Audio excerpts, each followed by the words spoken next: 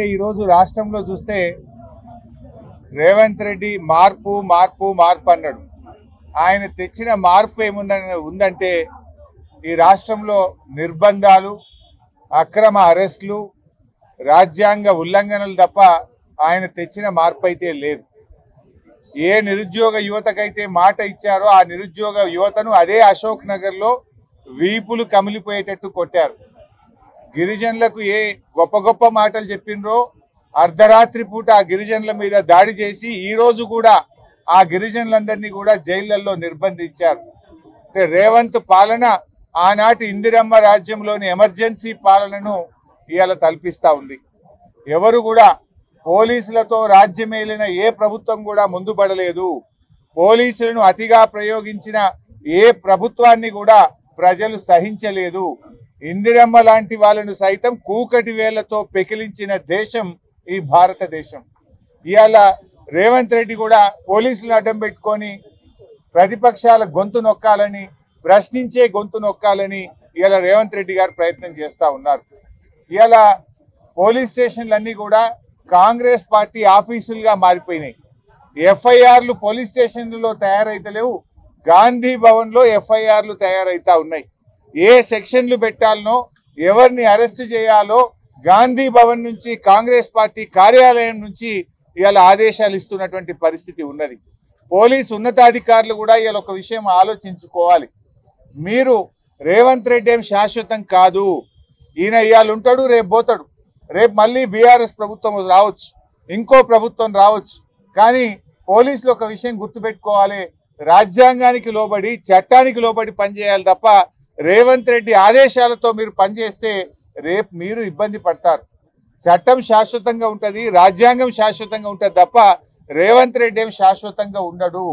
ఆయన ఇష్టం వచ్చినట్టు ఒక సైకో లాగా ఇవాళ రేవంత్ రెడ్డి వివరిస్తూ ఉన్నాడు. ఒక సాడిస్టిక్ ప్రెషర్లో రేవంత్ రెడ్డి గారు ఉన్నారు. అంటే ఆయన ఒక పగ, ప్రతీకారంతో ఆయన పనిచేస్తూ ఉన్నాడు. ఇవాళ రేవంత్ రెడ్డి గారు ఒకటే విషయం ఆలోచించుకోవాలి. ఆయన ఏదో ప్రతిపక్షంపై పగబెట్టి గౌరవ ఎమ్మెల్యేలను, ప్రతిపక్ష నాయకులను నోటికొచ్చినట్టు మాట్లాడుతూ ఉన్నాడు. ఆయనలో ఒక సాడిస్టిక్ ప్రెషర్ ఉన్నది.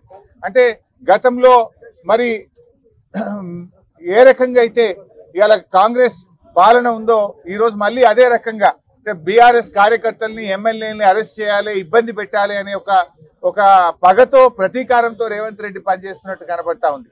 నీ ఏడాది పాలనలో కేసీఆర్ గారు కట్టించిన ఫ్లైఓవర్లకు ఇనాగరేషన్లు చేసినావు, కేసీఆర్ గారు కట్టించినటువంటి ఎస్టీపీలను ఇనాగరేషన్ చేస్తున్నావు, కేసీఆర్ గారు కట్టించిన కాలోజీ క్షేత్రాన్ని ఇనాగరేషన్ చేసినావు తప్ప అసలు నీ ఏడాది పాలనలో ఒక ఇల్లు కట్టినవా?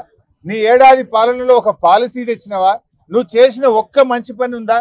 నువ్వు ఒకవైపు ఏమో ప్రజాపాలన అంటున్నావు. ప్రజాపాలన కాదు, ఈ రాష్ట్రంలో రాక్షస పాలన నడుస్తా ఉంది. ఎక్కడ ప్రజాపాలన ఉంది? ప్రజాస్వామ్యము, ప్రశ్నించే హక్కు ఇస్తాం, 7వ గ్యారంటీగా ఇస్తున్నా అన్నావు. నీ 7వ గ్యారంటీ ఏమన్నా ఉంది అంటే ఈ రాష్ట్రంలో అక్రమ అరెస్టులు తప్ప 7వ గ్యారంటీ ఏమీ అమలైతలేదు. ఇవాళ రాహుల్ గాంధీ గారు పెద్ద పెద్ద మాటలు మాట్లాడుతుండు.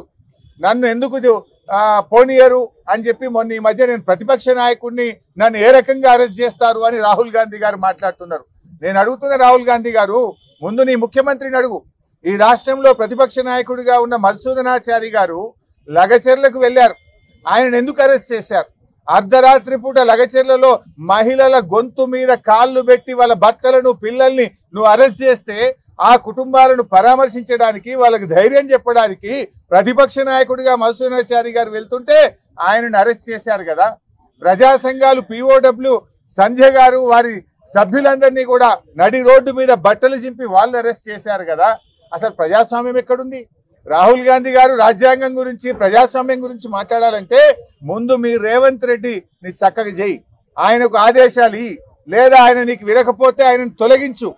ఇలా అర్థమవుతుంది. రేవంత్ రెడ్డి ఫ్రస్ట్రేషన్ కూడా అర్థమవుతుంది. ఢిల్లీకి పోతే రాహుల్ గాంధీ అపాయింట్మెంట్ దొరకలేదు. ఈ మధ్య 5 ట్రిప్పులు 6 ట్రిప్పులు కొట్టినా ఢిల్లీలో రాహుల్ గాంధీ అపాయింట్మెంట్ దొరకలేదు. ఎవడు కుర్చీ గుంజుకుంటాడో అనేటువంటి ఫ్రస్ట్రేషన్లో ఉంది. మంత్రులు ఎవరు ఆయన మాటింటున్నటువంటి పరిస్థితి లేదు. అంత ఆగమాగం. ఆ ఫ్రస్ట్రేషన్ అంతా, ఆ ఫ్రస్ట్రేషన్లో ఒక సాడిస్టిక్ ప్రెషర్లో ఇవాళ పాలన కొనసాగిస్తున్నాడు. ఆయన ప్రజలకు, ప్రభుత్వం పాలన మీద దృష్టి లేదు. ఎంతసేపు ఎక్కడ డబ్బులు సంపాదించాలి, ఎక్కడ ప్రతిపక్షాల మీద అక్రమ కేసులు పెట్టాలి, ఎక్కడ ప్రతిపక్షాలను వేధించాలి, దీని మీద ఇలా రేవంత్ రెడ్డి గారు పనిచేస్తున్నారు తప్ప అసలు పాలన ఇలా గాలికి వదిలేసిండ్రు. నీ ఏడాది పాలనలో ఏ వర్గం బాగుపడ్డది రేవంత్ రెడ్డి గారు? మహిళలకు నువ్వేమన్నా చేసినవా? మహిళలకు 1,00,000 కోట్ల వడ్డీలను రుణం అన్నావు, అది బోగస్. కేసీఆర్ గారు ఇచ్చిన 5 లక్షల రూపాయలకే వడ్డీ లేని రుణం ఈ రోజు ఈ రాష్ట్రంలో వర్తిస్తుంది. నీ 1,00,000 కోట్ల వడ్డీ లేని రుణం బోగస్. మహిళలకు నువ్వు చెప్పినటువంటి మహాలక్ష్మి బోగస్.